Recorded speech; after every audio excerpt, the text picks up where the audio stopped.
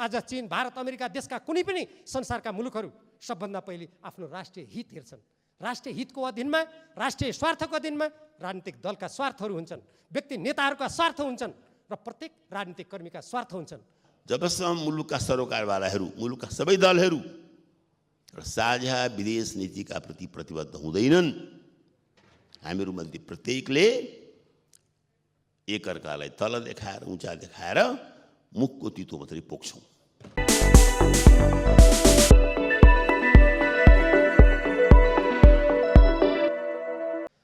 सम्मान्य सभामुख महोदय, हाम्रो देशको राजनीतिक परिवर्तन र विकासको क्रममा देशले पटक पटक विभिन्न असमान सन्धि सम्झौताहरू अपमानपूर्ण किसिमले बेहोर्नु परेको छ। 2007 सालदेखि यताका विभिन्न राजनीतिक घटनाक्रमहरूमा हामीले त्यस्ता कुराहरू भोगेका छौँ।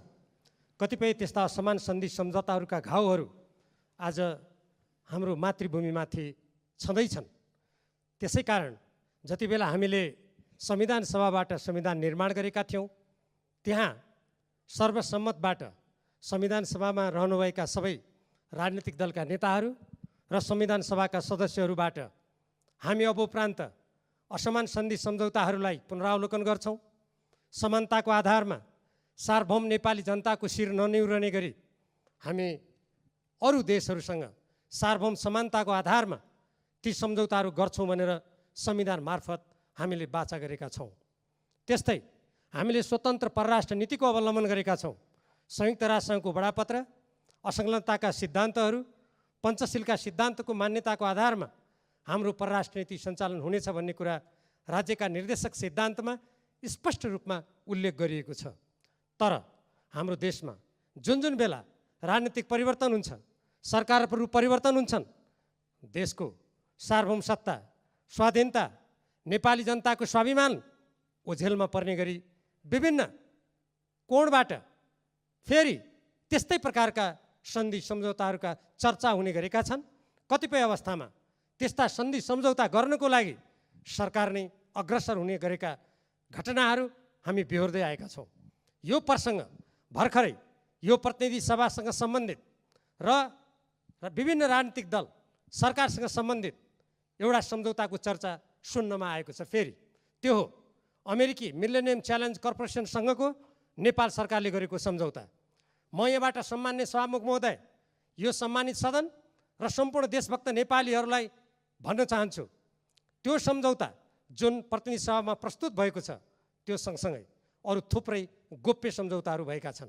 मैले तत्कालीन नेपाल कम्युनिस्ट पार्टी नेकपाबाट गठित पूर्व प्रधानमन्त्री झलनाथ खनालजीको संयोजकत्वमा जुन कार्यदल बनेको थियो त्यहाँ रहँदा धेरै जस्तो सम्झौताहरू पढ्ने अवसर पाएँ, तर केही सम्झौताहरू अझै प्राप्त हुन सकेनन्।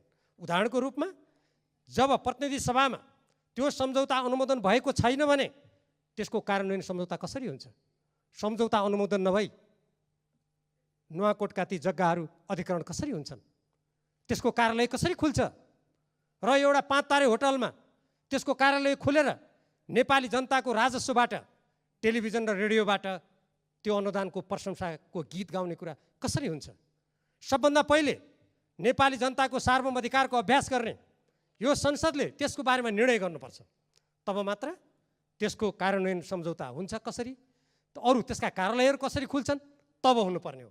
यसबाट के देखिन्छ भने जसरी पूर्व प्रधानमन्त्रीहरूबाट केही समय अगाडि नेपालमा बाह्य हस्तक्षेपतर्फ सङ्केत गर्दै एउटा वक्तव्य प्रकाशित भएको थियो, यो गतिविधि सम्भवतः उहाँहरूको वक्तव्यले सङ्केत गरिनुपर्ने एउटा नमुना हो।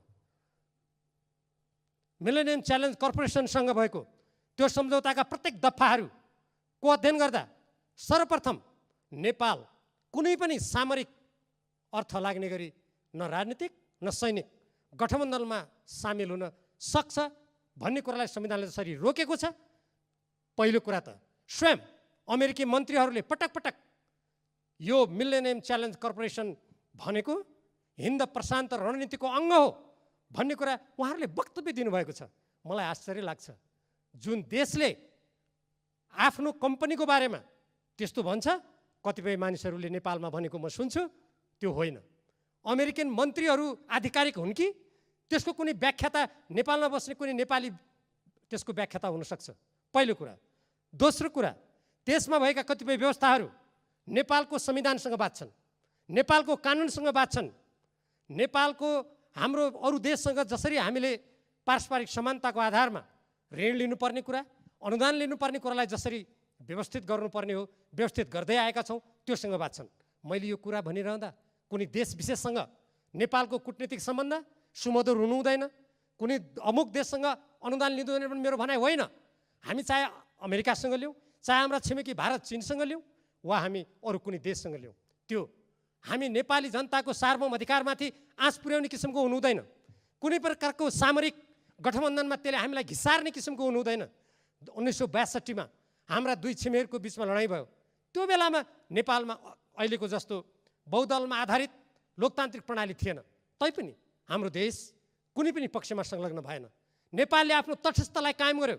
आज हामी विभिन्न राजनीतिक दल, जनताबाट निर्वाचित, जनताप्रति उत्तरदायी, यो देशको स्वाधीनता मातृभूमिको रक्षाको लागि शपथ खाएका कटिबद्ध नेताहरू र प्रतिनिधि सभाका सदस्यहरू छौँ। यस्तो स्थितिमा मिलेनियम च्यालेन्ज कर्पोरेसनसँग सम्बन्धित कागजातहरू यो प्रतिनिधि सभामा सबै पेश गरिएका छैनन्। एउटा सम्झौता मात्रै पेश गरिएको छ। सम्झौता अनुमोदन नहुँदै तत्कालीन मन्त्रीबाट कार्यान्वयन सम्झौता जुन गरिएको छ त्यसको प्रतिलिपि यहाँ पेश गरियोस्। प्रतिनिधि सभाका सम्पूर्ण सदस्यहरूले त्यसको अध्ययन गर्न पाउनुपर्छ। त्यति मात्र होइन, त्यो सँगसँगै गरिएका अरू थुप्रै सम्झौताका प्रतिलिपिहरू छन्। ती प्रतिलिपिहरू प्रतिनिधि सभाका प्रत्येक सदस्यहरूले अध्ययन गर्न पाउनुपर्छ। हामी कुनै पनि देशसँग सुमधुर सम्बन्ध कायम राख्न चाहन्छौँ, तर देश ठुलो हुन सक्दछ, सानो हुन सक्दछ। हाम्रो सार्वभौम सत्ता कसैको भन्दा सानो हुन सक्दैन। हामी समानताको आधारमा, पारस्परिक हितको आधारमा आफ्नो कूटनीति र अन्तर्राष्ट्रिय सम्बन्ध सञ्चालन गर्न चाहन्छौँ। त्यसकारण अहिले जुन मिलेनियम च्यालेन्ज कर्पोरेसनसँगको सम्झौताको बारेमा फेरि चर्चा भएको छ, म सम्मान्य सभामुख मार्फत सम्पूर्ण प्रतिनिधि सभाका मान्य सदस्यहरू समक्ष हामी कुनै पनि देशबाट कुनै रकम लिएर कालान्तरमा हाम्रो देशको भूमि अनन्तकालको लागि कम्पनीको नाममा कुनै देशको अधीनमा जाने, प्रसारण लाइनको नाममा त्यो प्रसारण लाइन अनन्तकालसम्म कुनै देशको अधीनमा जाने, सम्पूर्ण बौद्धिक सम्पत्तिमाथि नेपालको कुनै पनि अधिकार नहुने। भर्खरै अमेरिकी राजदूत महोदयबाट एउटा टेलिभिजन अन्तर्वार्तामा यो हाम्रो अनुदान होइन लगानी हो भनेर उहाँ स्वयंले भनेको कुरा प्रसारित भएको छ। लगानी हुन सक्दछ कुनै पनि देशको, मेरो त्यसमा आपत्ति होइन। हाम्रो अन्तर्राष्ट्रिय लगानी सम्बन्धी कानुन छ, व्यवस्था छ, प्रणाली छ, त्यो प्रणाली अन्तर्गत त्यो कुरा हुन सक्दछ। तर हाम्रो संविधानमाथि कुनै अरू देशको कानुन माथि हुन सक्दैन। आजसम्म भएका विभिन्न द्विपक्षीय सम्बन्धमा अनुदान या ऋणका कुराहरू के यो प्रतिनिधि सभामा अनुमोदित भएका छन्? के त्यसलाई यहाँ पेश गरिएको छ? कतिपय मान्छे भन्छन् होइन, यस सम्बन्धी कुराहरू कतिपय अन्तर्राष्ट्रिय कानुनबाट निर्दिष्ट हुनुपर्ने हुनाले त्यो भएको। म कानुनको विद्यार्थी पनि हो। सभामुख महोदय, यहाँ भएका सबै मान्य सदस्यहरू स्वयं कानुन निर्माता हुनुहुन्छ। हामीलाई थाहा छ कतिपय त्यस्ता अनुदान र अन्तर्राष्ट्रिय सम्झौताहरूमा कुनै विवाद भयो भने त्यसलाई अन्तर्राष्ट्रिय कानुनबाट मतभेदहरू सुल्झाउने प्रणाली छ, त्यो हामीले बुझेका छौँ।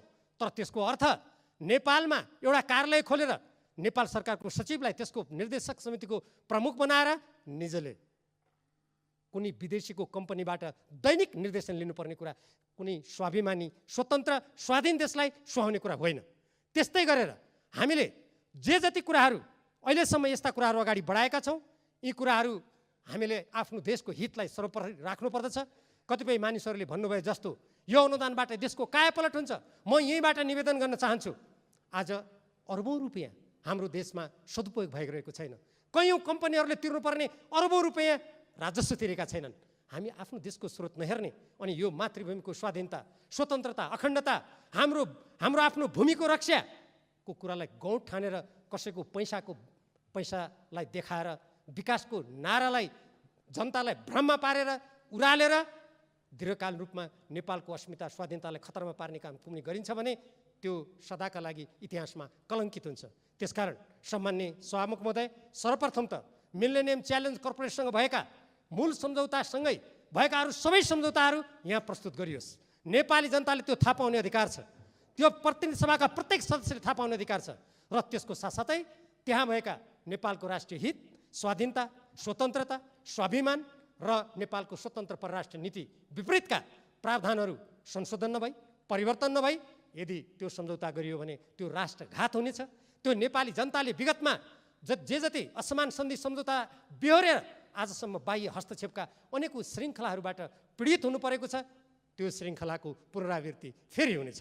त्यसकारण आज हामी सचेत जनताबाट निर्वाचित देश र जनताप्रति उत्तरदायी राजनीतिक दलहरू, त्यो राजनीतिक दलबाट निर्वाचित सरकार, स्वयं हामी जनप्रतिनिधिहरूले यसमा गम्भीर भएर सोच्नुपर्छ र तदनुरूप सरकारले पनि गम्भीर भएर जिम्मेवारीपूर्वक सोचेर त्यहाँ रहेका ती प्रावधानहरूलाई हटाएर संशोधन गरेर यदि अनुदान हो भने त्यो निस्वार्थ अनुदान हुनुपर्छ। त्यो कुनै सामरिक कुरासँग जोडेर आउनु हुँदैन। त्यो कुनै हाम्रो देशको कानुन मिच्ने, हाम्रो स्वाधीनतालाई कमजोर बनाउने, हामीले कसैबाट निर्देशित हुनुपर्ने, हाम्रो भूमि कब्जा हुने एउटा कम्पनीको अधीनमा भन्ने बेला 5 वर्ष भनिएको छ। मैले त्यसका अरू प्रावधानहरू हेरेँ, त्यो अनन्तकालसम्म जहाँ जहाँ त्यो प्रसारण लाइन जान्छ त्यो भूमि एउटा कम्पनीको कब्जामा जान्छ, त्यो प्रसारण लाइनमा नेपाल सरकारले त छुनुसम्म पाउँदैन। म ती प्रावधानहरू यो सम्मानित सदनमा मलाई अनुमति दिइयो भने म पढेर सुनाउन सक्छु। त्यसकारण सम्माननीय सभामुख महोदय, म गम्भीरतापूर्वक अनुरोध गर्न चाहन्छु, हामी सबभन्दा पहिले सरकारको कर्तव्य, हामी जनप्रतिनिधिको कर्तव्य यो देशलाई, यो देशको स्वाभिमानलाई रक्षा गर्ने हो। आज चीन, भारत, अमेरिका देशका कुनै पनि संसारका मुलुकहरू सबभन्दा पहिले आफ्नो राष्ट्रिय हित हेर्छन्। राष्ट्रिय हितको अधीनमा, राष्ट्रिय स्वार्थको अधीनमा राजनीतिक दलका स्वार्थहरू हुन्छन्, व्यक्ति नेताहरूका स्वार्थ हुन्छन् र प्रत्येक राजनीतिक कर्मीका स्वार्थ हुन्छन्। हाम्रो देशमा विगतमा त्यो कुरालाई व्यावहारिक रूपमा, प्रभावकारी रूपमा कार्यान्वयन नगर्दा हामी धेरै प्रताडित भइसक्यौँ। अब आजको हाम्रो पुस्ता र भोलि आउने पुस्ता यसरी प्रताडित हुन नपरोस्, यसतर्फ हामी सबैले गम्भीर रूपमा सोचौँ, बुझौँ र देशको हितलाई सर्वोपरि राखेर मात्रै पाइला चालौँ भनेर म सम्माननीय सभामुख महोदय मार्फत नेपाल सरकार र सम्बन्धित सबैलाई हार्दिक आग्रह गर्न चाहन्छु। धन्यवाद।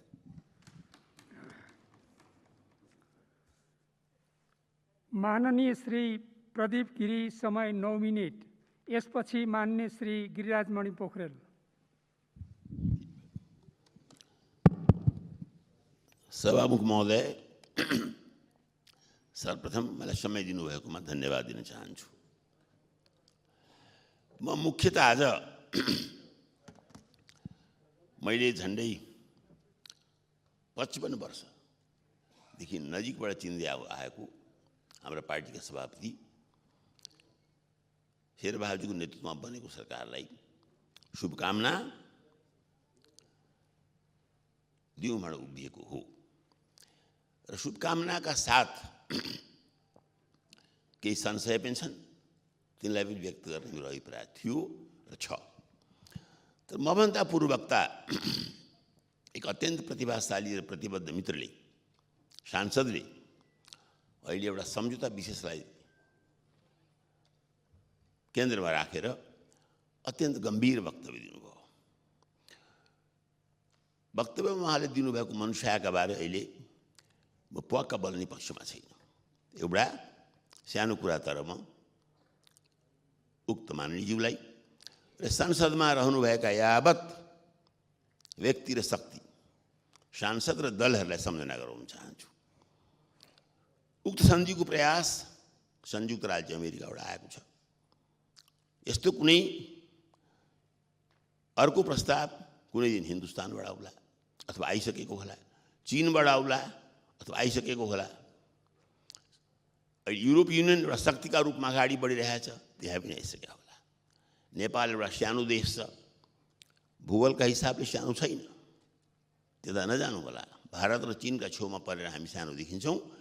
विश्वका राष्ट्रहरूका तुलनामा आफूलाई हेर्नुको भने हामी मनकै ठुलो पनि छौँ। संसाधनले हामी रहित छौँ, गरिब छौँ, तर हामी दरिद्र छैनौँ। मानसिकता मात्रै गरिब छ। हामीसँग भएको अक्षय र अद्भुत र अमूल्य प्राकृतिक स्रोतहरू, हाम्रा नदी नालादेखि पर्वतराज हिमालयसम्मका जुन निहित संसाधन छन्, हामीले च्याउन पनि भएको छैनौँ। हामीलाई त विदेशी डलरको मात्रै भोग छ, खोजी छ। एउटा ठुलो सांस्कृतिक विषय छ, राजनीतिक विषय मात्र छैन। तर त्यता जाने समयले मलाई छैन। अहिले म के भन्न चाहन्छु भने भारत, चीन, संयुक्त राज्य अमेरिका, अर्को शक्तिका रूपमा आकाङ्क्षी अनेकानेक राष्ट्र, युरोप युनियनदेखि जापानसम्म, ती देशमा विदेश नीतिका सिलसिलामा यत्रो ज्यादा तथ्यहीन र उग्र मतभेद हुन्छ? सानो प्रश्न छ मेरो। चाहे अमेरिका हेर्नुहोस्, चाहे भारत हेर्नुहोस्, चाहे चीन हेर्नुहोस्, ठिक छ, बेठिक छ, उनीहरूको जे दृष्टिकोण छ, नेपालप्रति आफ्नो दृष्टिकोण छ, त्यो ठिक छ कि बेठिक छ भन्दिनँ, ज्यादा बेठिक नै होला। तर बेठिक किन छ भने हामी नेपालीले आज राजनीतिक दलको यत्रो दबदबामा, चकचकीमा, देशमा लोकतन्त्र होइन ज्यादातर दलतन्त्र चलिरहेको बेलामा, पछिल्लो सर्वोच्च अदालत अपवादको रूपमा आएको छ, यो दलतन्त्रका माझमा हाम्रा सरोकारवाला दलहरू किन साझा विदेश नीति बनाउन सक्दैनन्? पूर्व वक्ता माननीयले जस्तै सारगर्भित कुरा भन्नुभए पनि यो सम्झना राख्न आवश्यक छ, जबसम्म मुलुकका सरोकारवालाहरू, मुलुकका सबै दलहरू र साझा विदेश नीतिका प्रति प्रतिबद्ध हुँदैनन्, हामीहरूमध्ये प्रत्येकले एकअर्कालाई तल देखाएर, उँचा देखाएर मुखको तितो मात्रै पोख्छौँ। अहिले यस खास सन्धिका बारे म टिप्पणी गर्न चाहन्न। हामी आत्मनिर्भर बन्दाखेरि हामी विदेशी सहायता बिना पनि बन्न सक्छौँ। हामीले हाम्रा देशका संसाधनलाई माल पाएर चाल्न पाएको शैलीमा अगाडि बढाइरहेको छौँ। कोही अपवाद छैन, कुनै मन्त्री अपवाद छैनन्, कुनै प्रधानमन्त्री अपवाद छैनन्। उनीहरूले आफ्नो आत्माभित्र चियाएका छैनन्, मुलुकभित्र हेरेका छैनन्, बाहिर बाहिर बाहिर मात्र हेरेका छन्, लिने कुरोमा पनि दिने कुरोमा पनि। यो विषयका लागि उभिएको थिइनँ, तर बडो विचारोत्तेजक ढङ्गबाट जिम्मेदार नेकपा एमालेका मित्रले यो कुरा भन्नुभएपछि मलाई ती कुरा भन्न मन लाग्यो। र लामो समयदेखि बारम्बार विभिन्न मञ्चबाट भनिराखेको छु, पहिले हामी साझा दृष्टिकोण बनाऊँ भारतका प्रति, चीनका प्रति, अमेरिकाका प्रति, अनि कुन सन्धि खारेज गर्ने, कुन नगर्ने, कुन नराख्ने गरौँला। यो राष्ट्रिय नीतिको प्रश्न हो सभामुख महोदय। म उभिएको मूल कारण के थियो भने प्रधानमन्त्री शेरबहादुरलाई शुभकामना र बधाई पनि दिन, सँगसँगै उहाँलाई सम्झना गराउन, सानो कुरा सम्झना गर्नु होला। दोस्रो जनआन्दोलनको उपलब्धि, दोस्रो आन्दोलनको जनादेशका बेलामा हाम्रा तत्कालीन पार्टी सभापति गिरिजाप्रसाद कोइराला प्रधानमन्त्री हुनुहुन्थ्यो। उहाँको नेतृत्वमा नै 64 को अन्तरिम संविधान बन्यो। त्यस अन्तरिम संविधानका वाहक, परिचालक, संवाहक को थिए त? सबै त्यो अनुहार मोटामोटी रूपमा अहिलेको सरकारमा सामेल छन्। दीर्घकालीन सशस्त्र जनसङ्घर्ष थाल्नु भएर अन्ततः 12 बुँदे सम्झौतामा पुग्नुभएका नेकपा माओवादीका नेता, सभामुख समेत त्यस्ता नेतृत्वमध्ये हुनुहुन्थ्यो। मधेस आन्दोलनका नाउँमा अन्तरिम संविधानलाई चुनौती दिने अर्का नेता एमाले पनि सहयात्री थियो। तर एमालेको त्यस समयको नेतृत्व र कदाचित अहिले पनि कार्यकर्ता पङ्क्तिमा टाउको गन्दा सांसदभन्दा बढी हैसियत राख्ने वर्तमान यस गठबन्धनका सहयोगी पूर्व प्रधानमन्त्री कमरेड माधव नेपाल सबै यहाँ छन् अहिले। र सँगसँगै दलको तानाशाहीभन्दा माथि उठेर विवेक प्रयोग गर्ने कतिपय स्वतन्त्र सांसद पनि। तर किन यो गठबन्धन किन? पञ्चायत कालमा चल्थ्यो मिलिजुली खान होइन भने यस गठबन्धनका प्रत्येक स्टेक होल्डरले, प्रत्येक सहभागीले छातीमा हात राखेर सम्झिनु पर्यो, गणतन्त्रको घोषणापछि अथवा संविधानको निर्माणपछि पनि बितेका वर्षहरूमा किन आम जनतालाई लागेन बल्ल हाम्रो पालो आएछ? लाखौँको रूपमा चप्पल लगाएर सडकमा उत्रिने नेपाली जनतालाई किन लागेन एहे अब त नयाँ नेपालको सुरुवात भएछ? यस मोर्चाका सबै सङ्गठकले, खास गरी अध्यक्ष प्रचण्डले, नेता बाबुराम भट्टराईले, उपेन्द्र यादवले, आदरणीय कमरेड माधव नेपालजीले सबैले सोच्नु पर्यो विगत 10 वर्ष कसरी गएछ त? यो सपनामा गयो? के भएको थियो त? मैले यो व्यङ्गात्मक शैलीमा भनेको छैन, स्वप्नद्रष्टामध्ये म पनि हो। मुख्य कुरो के थियो माग? उर्दूमा एउटा राम्रो कविता छ, पाकिस्तानको समस्यालाई लिएर त्यहाँका कवि फैज अहमद लेखेको, जुन बिहान होला भने हिँडेथ्यौँ हामी त्यो बिहान त्यो रहन्छ। अर्कै पो समय आएछ त।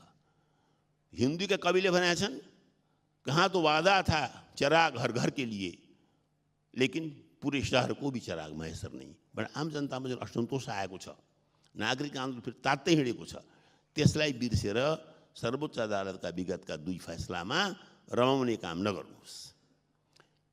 सङ्घीय राज्यको नारा मधेसवादी पार्टीले उठाएको थियो। त्योभन्दा पहिले नेपाली कांग्रेस प्रजातान्त्रिकले प्रस्ताव गरिसकेको थियो। तर आज पनि सङ्घीय राज्य कागजमा सीमित छ।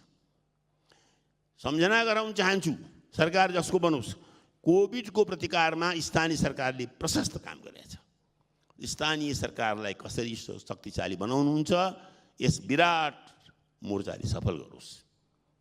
ठिक त्यस्तै अहिले पनि सङ्घीय राज्यलाई चाहिने खालको निजामती ऐन, प्रहरी ऐन बनेको छैन। यो सरकारले त्यो काम गरोस्। कोभिडका बारेमा खोप भनेर प्रधानमन्त्री भनिसक्नुभयो, त्यसको लागि उहाँलाई धन्यवाद छ। तर साथीहरूमा जुन एक प्रकारको असन्तोष, निराशा सत्ताधारी पङ्क्तिमा आइरहेछ, त्यसमा उहाँले ध्यान दिनुपर्छ। यो अवश्य हो कि वर्षौँदेखि बिग्रिएको व्यथिति एकै दिनमा केही गर्न सकिँदैन। त्यस्तै हामीले प्रधानमन्त्री वा सरकारको बारे फैसला गर्दा 100 दिनलाई हनीमुन भन्छन्, त्यसलाई पनि ध्यान दिनुपर्छ होला। मुख्य कुरो हाम्रो लक्ष्य के हो, हाम्रो मन्जिल के हो? लक्ष्य र मन्जिल भने के छ भने हामीले बडो सकस गरेर, बडो प्रयास गरेर यस संविधानलाई जोगाएका छौँ। याद रहोस् सभामुख महोदय, म त्यो एक्लो सांसद हो नेपाली कांग्रेसभित्रबाट जसले यस संविधानका अन्तर्विरोध, यस संविधानको विसङ्गति, यहाँसम्म कि भाषागत त्रुटि समेतसँग आपत्ति जनाएर संसदको अन्तिम दिनमा मैले बहिष्कार गरेको थिएँ। मेरो हस्ताक्षर छैन संविधानमा। तर हाम्रो पार्टीभित्र अन्यमनस्क हुँदाहुँदै पनि यो संविधान बहाली हुनुपर्छ, संसद बहाली हुनुपर्छ भनेर कदाचित अत्यन्त ज्यादा तर गर्नेहरूमध्ये हामी केही साथीहरू थियौँ। किन त्यसो गर्नु पर्यो?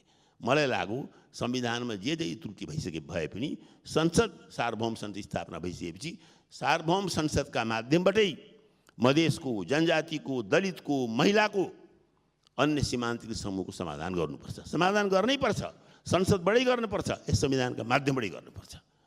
त्यसैले प्रधानमन्त्रीको एकातिर दिनानुदिनका समस्या छन्। उदाहरणका लागि खोपको कुरा आयो। हो, खोप चाहिँ नै आवश्यकता हो। त्यति मात्र होइन, त्यतिकै महत्त्वपूर्ण कुरा त सुशासन। सुशासन शब्दको व्यापक अर्थ छ। तर सुशासन नहुने, बेलामा खोप नआउने, संविधानले बारम्बार चुनौती पाउने विगत प्रधानमन्त्री नै सही, भूतपूर्व प्रधानमन्त्री नै सही, उहाँले संविधानसँग खेलवाड गर्ने यत्रो आत्मविश्वास कहाँबाट ल्याउनु भयो? उहाँ पनि राजनीति गरिरहेका मान्छे हो, यस कारण ल्याउनु भयो। चाहे उहाँकै कारणले सही, उहाँलाई थाहा थियो आम जनता सरकारसँग, राज्यसँग, यो संविधानको कारणसँग सन्तुष्ट छैनन्।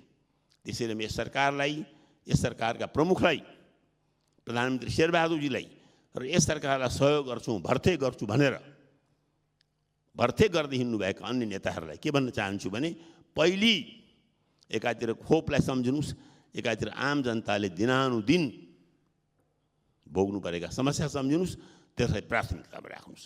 र अन्तमा एउटा बडो शब्द प्रचलनमा थियो, सभामुख महोदयले पनि शब्द बडो प्रयोग गर्नु होला, फ्युजन। 62-63 को आन्दोलन भनिन्थ्यो। दुईटा व्यवस्था देख्यौँ। 5 वर्षमा एकपल्ट चुनाव गर्ने, अखबार छाप्न दिने, मनपरी गाली गर्न दिने, भोट पनि गराउने, लोकतन्त्र भन्ने। मान्छे भोका छन्, नाङ्गा छन्, मरिरहेका छन्, त्यही पनि लोकतन्त्र। अर्कोतिर एकदलीय व्यवस्था चलाउने, त्यसलाई नयाँ जनवाद भन्ने। तर सानो आन्दोलन पनि नगरी सोभियत युनियन हट्नुपर्ने। चीनको भविष्य पनि के हुन्छ थाहा छैन। यी दुईटालाई फ्युजन गर्ने नाममा हामी एक भएका थियौँ। गिरिजाप्रसादको नेतृत्वमा विश्वास गरेर नेकपा माओवादी मधेसवादी सरकारमा आएका थिए। त्यो फ्युजन विगत 15 वर्षमा हामीले कन्फ्युजन बनाएका छौँ। ठन्डा दिमागले नेपाली काङ्ग्रेसका वर्तमान सभापतिसँग बसेर सब कुरो सोच गरेर अध्यक्ष प्रचण्डदेखि अन्य सरकारवाला सबैले राम्ररी सोचिकन विगतका भुलहरूबाट सिकेर एकातिर नेपाली काङ्ग्रेसले सिक्नु परेको छ लोकतन्त्रको रूढ अर्थ, जडसूत्रीय अर्थबाट चल्दो रहन्छ लोकतन्त्र। लोकतन्त्र भनेको 5 वर्षको चुनाव मात्र होइन, लोकतन्त्र भनेको लेख्ने बोले आजादी मात्र पनि होइन। लोकतन्त्र धेरै गहिरो कुरा हो। मैले यहीँबाट चेतावनी दिएको थिएँ प्रधानमन्त्री ओलीलाई, लोकतन्त्र भनेको सङ्ख्यातन्त्र होइन। मैले राजीव गान्धीको उदाहरण दिएको थिएँ, इन्दिरा गान्धीको उदाहरण दिएको थिएँ। लोकतन्त्र सङ्ख्यातन्त्र होइन भन्ने कुरा पूर्व प्रधानमन्त्री ओलीले बुझ्नुभयो। अब यस नयाँ सरकारले बुझ्नु परेको छ, लोकतन्त्रको मर्यादालाई राख्दै, लोकतन्त्रको मर्ममा पुग्दै लोकतन्त्रलाई बढीभन्दा बढी र्याडिकल जनमुखी कसरी बनाउने, यो दायित्व नेपाली कङ्ग्रेसको र नेपाली काङ्ग्रेस सभापति शेरबहादुरजीको हो। लोकतन्त्रको जडसूत्रवादी व्याख्याबाट हामी उठ्नु परेको छ प्रधानमन्त्रीजी। त्यस्तै 21औं शताब्दी आइसकेका छ। 20औं शताब्दीमा फेल भएका सोभियत युनियनको विघटनपछि एकपछि अर्को पूर्वी युरोपका ढल्दै गएका ती अनुभूतिलाई राजनैतिक स्तरमा बुझ्नुहोस्। अहिले अरू देशको नाम लिनु ठिक नहोला, न चीनको तो चकाचौध नै सक्कली हो। 5-10 वर्षमा हामी रहन्न होला, त्यसको नक्कलीपना त्यसरी नै थाहा हुन्छ जसरी सोभियत युनियन गराम गुरुङ भएर पायो। न त नर्थ कोरियाका ती वंशानुगत साम्यवादी नै वास्तविक साम्यवाद हुन्। आउनुहोस् हामी नयाँ किसिमबाट 20औं शताब्दीको इतिहास हेरौँ। 20औं शताब्दीमा तथाकथित बेलायतमा जन्मिएको संसदीय व्यवस्था पनि नाङ्गिएको छ र जनवाद, बहुलवाद, बहुदलीय जनवाद पनि अल्पमत भएको छ। यिनीहरूलाई नसिकी, यिनीहरूलाई सम्मान नगरी, यिनीहरूलाई नबुझी हामी बढ्न सक्दैनौँ। तर सम्मानको नाममा हामीले मात्र पुराना गीत गाएर, पुराना तन्त्र गाएर, पुराना शास्त्र भट्ट्याएर र शास्त्रका किमतमा लोकलाई बुझ्न हामीले छोड्यौँ भने इतिहासमा हाम्रो नाम मात्र रहन्छ। यसपटक यो सरकार असफल भयो भने शेरबहादुरजी असफल हुन्न, बुझ्नुहोस् सरकारवालाहरूले। यसपल्ट असफल भयो भने कदाचित संविधान असफल हुन्छ। संविधान असफल भएर के बिग्दैन, व्यवस्था असफल हुन्छ। व्यवस्था असफल हुनु भनेको सोच्दा मात्र पनि कहाली लाग्छ मलाई। संविधानमा हस्ताक्षर नगरेको एक व्यक्तिमध्ये म भन्दैछु कि बाटो अर्को देख्दिनँ म, त्यसैले संविधान रक्षा गर्नुमा अग्रपङ्क्तिमा आएर बोलेको हुँ, लेखेको हुँ। अब अहिले टिप्पणी गर्ने पक्षमा छैन। एउटा मित्रले हनीमुनको कुरा गर्नुभयो। हो, हनीमुन 100 दिन लाग्छ। 100 दिनभन्दा बढी समय लिनुहोस्, आफ्ना लक्ष्यका बारे स्पष्ट हुनुहोस्। वर्षौँ पहिले यसरी नै सदनबाट बोल्दै मैले तत्कालीन प्रधानमन्त्री मनमोहनजीलाई भनेको थिएँ र काङ्ग्रेसी मित्रलाई सम्झाएका थिएँ, मनमोहनजी भर्खर प्रधानमन्त्री हुनुभएको छ, हेर्दै जाउँ न, नाच्यौँ। त्यसले मैले भनेको थिएँ, हम अभी से किस तरह बेवफा उनको कहें, मंजिल की बात है रास्ते में क्या कहें। यो गठबन्धनलाई पनि आजै आलोचना गर्न चाहन्न म। यस गठबन्धनले आफ्नो लक्ष्य पुरा गरोस्, यो मेरो शुभकामना छ।